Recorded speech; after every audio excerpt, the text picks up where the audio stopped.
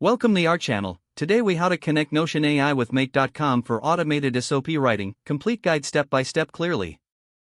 Begin by logging into your Notion account. Next, open Make.com and create an account if you don't already have one. Navigate to the Make.com dashboard and click on the Create a New Scenario button. In the Scenario Editor, search for Notion in the app. Select the Notion app from the list of options. Choose the Watch Database Items trigger. Connect your Notion account by clicking on the Add button. Follow the prompts to authorize Make.com to access your Notion workspace. After connecting, select the database you wish to automate for SOP writing. Next, add another module by clicking the plus icon after the Notion module. Search for the OpenAI app in the module search bar. Select the Create a Completion action. Connect your OpenAI account by clicking on the Add button. Grant the necessary permissions for Make.com to use your OpenAI account.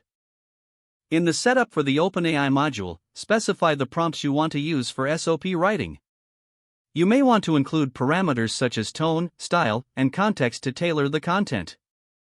Next, add another module for Notion to create a new page or update an existing one. Select the Create a Page or Update a Page action.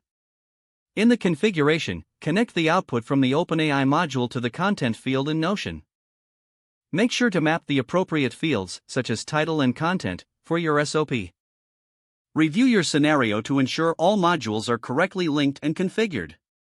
Test the scenario by clicking on the Run Once button. Check your Notion workspace to confirm that a new SOP has been generated based on your configurations. If everything is functioning correctly, click on the Schedule button to automate the process. Set your desired frequency for the scenario execution, such as daily or weekly. Finally, save your scenario and activate it to start automated SOP writing using Notion AI and Make.com.